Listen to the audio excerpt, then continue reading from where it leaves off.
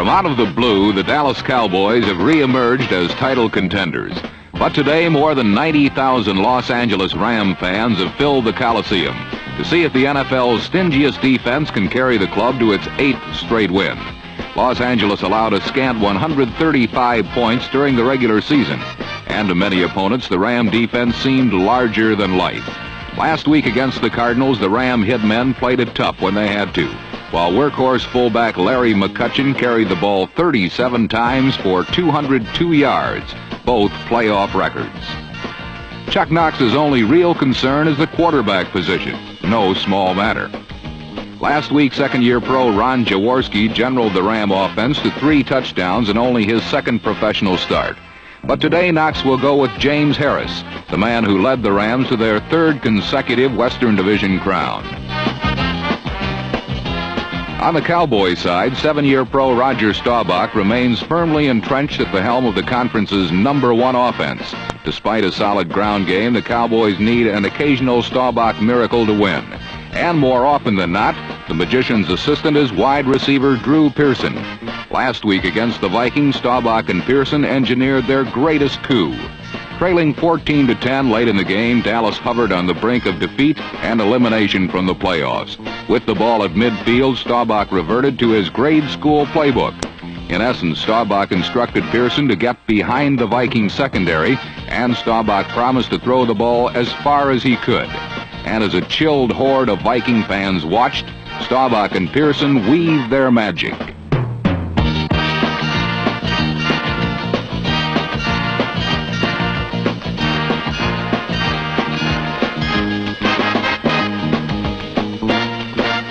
Drew Pearson's seemingly impossible catch on the game's most controversial play proved the margin of victory, as the underdog Cowboys upset the odds makers and the Vikings en route to becoming the first wild card team ever to advance beyond the first round of the playoffs.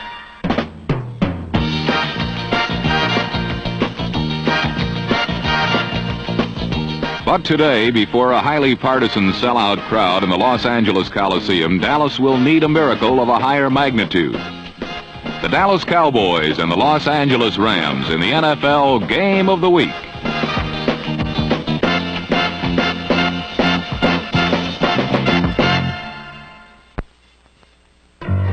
At the outset, the swarming Ram defense established its dominance of the scrimmage line, bottling up the Cowboy ground game on Dallas' first 2 possessions.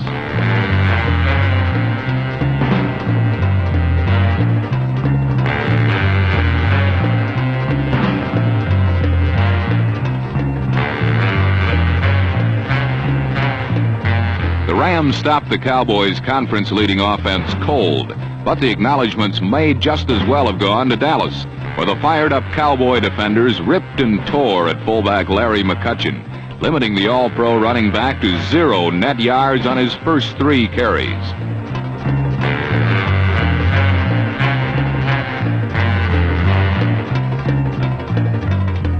On the day, Dallas' rugged young defense limited McCutcheon to a scant 10 yards on 11 carries. And early on, they registered the game's first big turnover.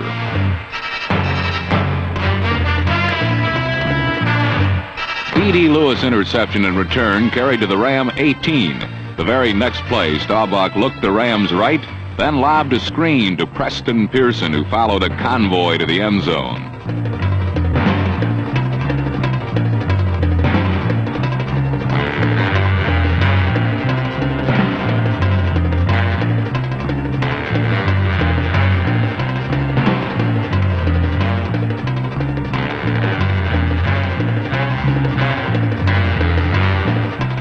The screen pass is an integral part of the Cowboys' multiple offense, and the Rams' hard-charging, reckless pass rush afforded Dallas the opportunity to execute their screen to perfection. The surprisingly tough Cowboy defense handed Staubach good field position, and the Dallas offense wasted little time capitalizing, as the upstart Texans grabbed the early advantage.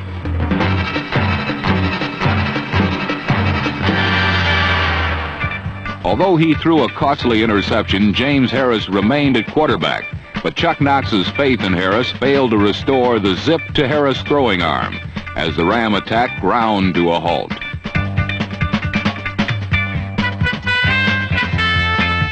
With his offense standing still, Chuck Knox made a major decision, and soon the entire Coliseum knew a quarterback change was imminent, including the Ram defense, which registered its first big defensive killing.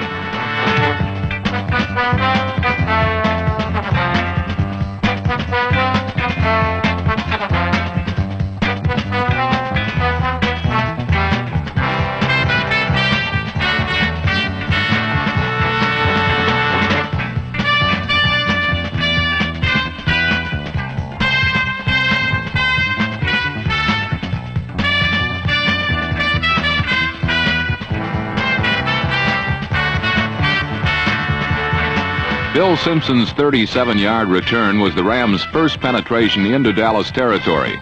Moments later, Ron Jaworski's first pass of the game moved Los Angeles 28 yards closer.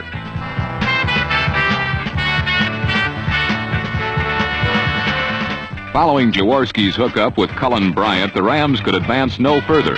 And on fourth down, Tom Dempsey experienced similar frustration.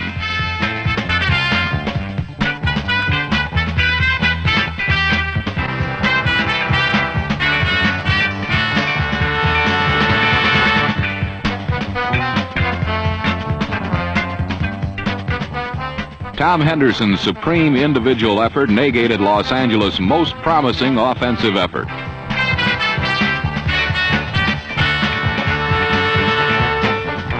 Still, the Rams boast an impressive array of offensive talent, and with Jaworski throwing well, Ron Jesse carried the Rams across midfield for the second time. But passing attacks thrive only so long as protection holds up, and rarely does any lineman consistently contain Harvey Martin.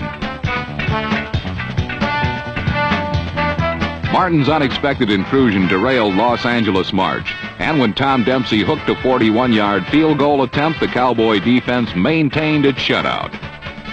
While the Doomsdayers stifled the Ram offense, the Dallas shotgun opened fire against the tiring and increasingly vulnerable Ram secondary.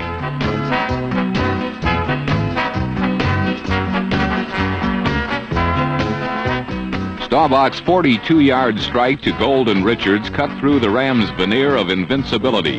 In Ram territory, Staubach turned to Preston Pearson, whose sure hands have added even more diversity to Dallas' multifaceted attack.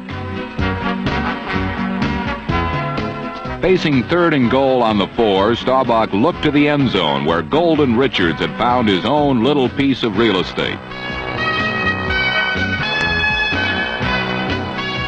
Dallas's 76-yard march made the beleaguered Ram defense look all too human.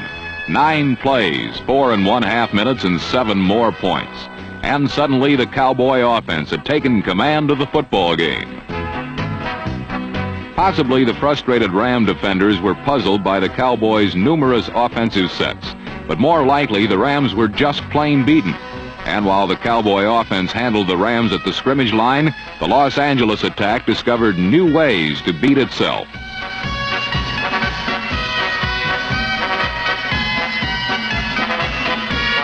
Harold Jackson's inability to find the handle cost the Rams excellent field position. Later, the Rams' misfortune continued, as yet another well-thrown Jaworski bomb arrived on target, but the target wore gloves made of lead.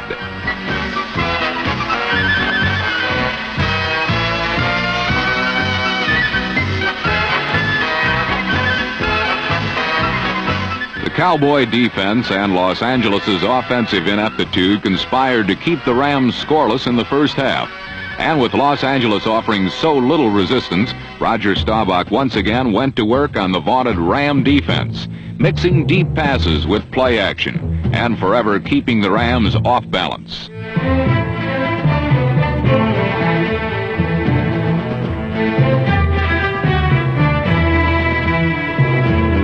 Drew Pearson's tough 12 yards got Dallas in gear, and as is his custom, Staubach will risk the many dangers outside the pass pocket to keep a Dallas drive moving. From the 15, with a minute to play in the half, Staubach again went to Preston Pearson on a play that iced away a Dallas victory, and a play that will linger on in the memory of all who witnessed its splendid precision.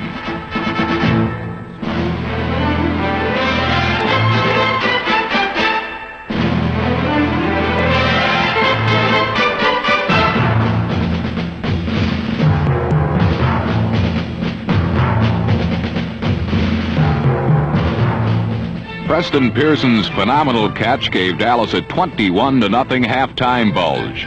Pearson's big play contributions and consistent play all season speak well of Dallas's decision to pluck him off the waiver list.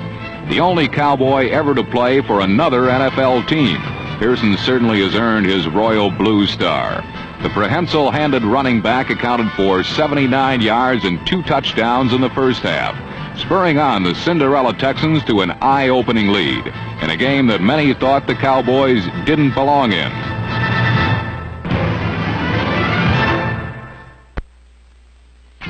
There were precious few smiles to be seen during halftime as the multitude of Ram partisans sat stunned in the wake of the Cowboys' devastating performance. Surely during the second half, the Rams would awaken from their nightmarish humiliation. But as play resumed, the Dallas Doomsday defense summoned yet greater fury to throttle hopes of a Ram comeback.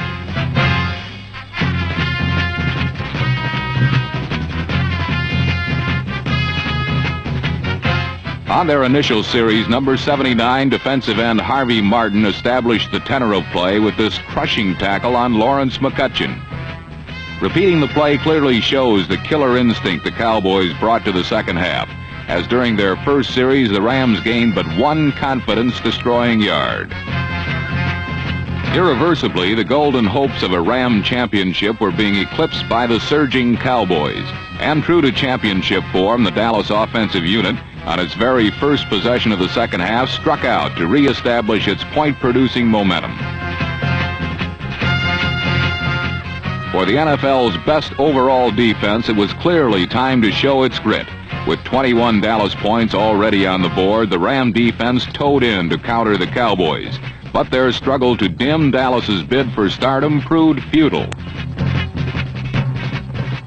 Roger Staubach got the drive underway with a screen to Preston Pearson.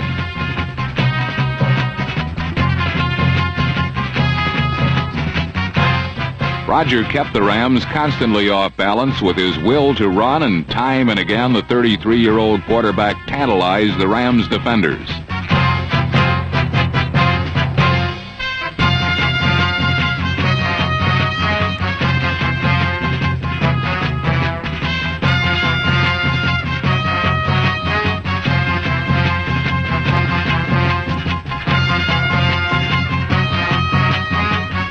With 25 yards of his own contributed to the drive, Staubach's running threat made this seldom-seen shuffle pass to Preston Pearson work. 19 yards later, number 26 Pearson had his third touchdown of the day as the Cowboys moved 28 points ahead of the shell-shocked Rams.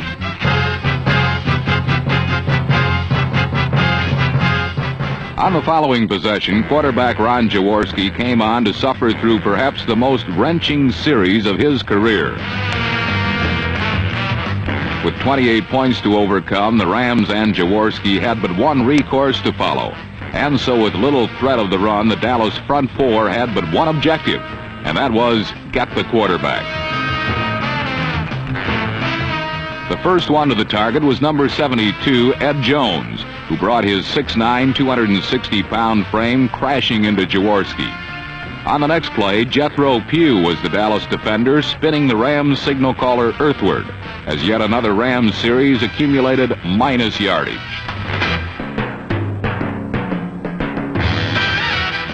With a shanked punt quickly compounding their misery, the Rams capitulated 3 more points to Dallas, as 3 plays later, Tony Frisch socked home a 30-yard field goal to give the Cowboys an almost unbelievable 31-0 lead.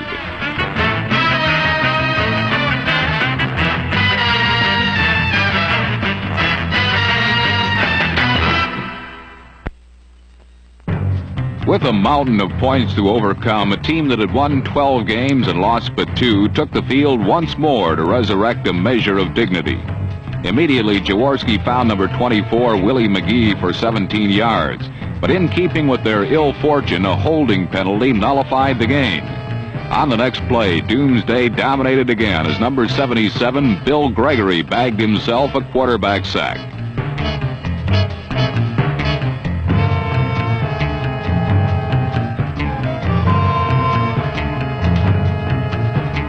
It wasn't Jaworski's last harassment of the series, however, as on the very next play, another Cowboy in the person of number 54, Randy White, assaulted the Rams signal caller and left him senseless at his own 2-yard line.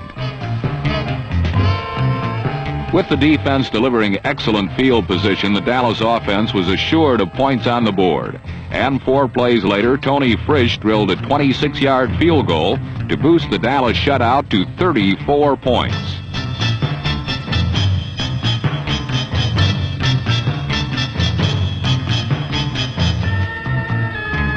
In the face of the brutal physical pounding and even more crushing emotional exasperation of the game, the Rams' pride did not allow the Cowboys to continue the humiliation without a point on the board. And in the last of the third quarter, Ron Jaworski and his offense doggedly took the field to rid themselves of the ultimate shame of a shutout. Quickly, Jaworski got the Rams moving, this time upfield, with a pass that Terry Nelson wrestled in to begin a touchdown drive.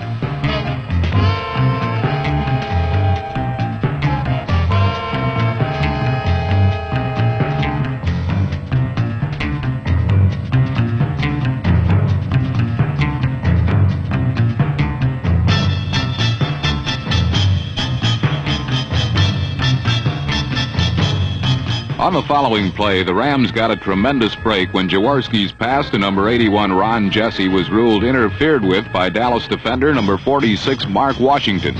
Suddenly, the Rams were in go position at the Dallas 19-yard line, and the hometown fans finally had something to cheer about. From there, Jaworski executed a fancy bit of play action, then slid a pass to Lawrence McCutcheon, who took it to the Cowboys' 6-yard line. Once in close, Ron Jaworski wanted to keep it simple, so he packed the ball away and hightailed it for the flag.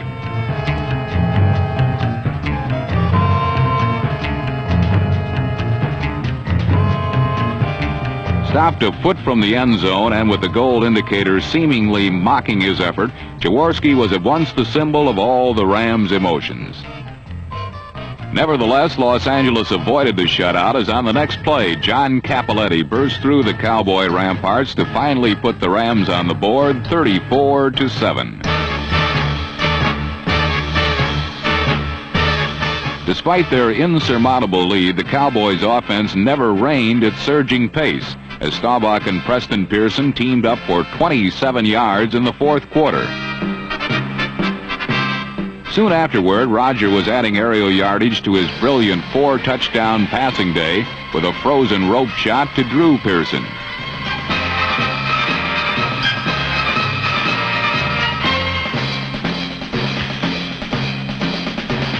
From the Rams' 9-yard line, Rogers' on-the-money pass to number 81, Percy Howard, was deflected at the last moment, and the Cowboys had to settle for a third Tony Frisch field goal to make the final score 37-7.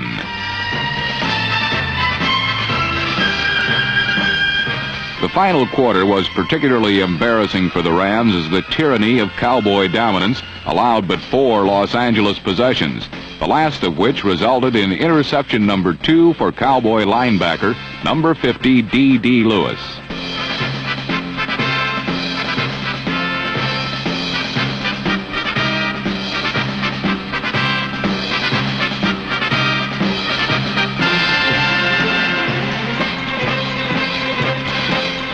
For the Rams head coach Chuck Knox, it marked his second bitter affair with championship play.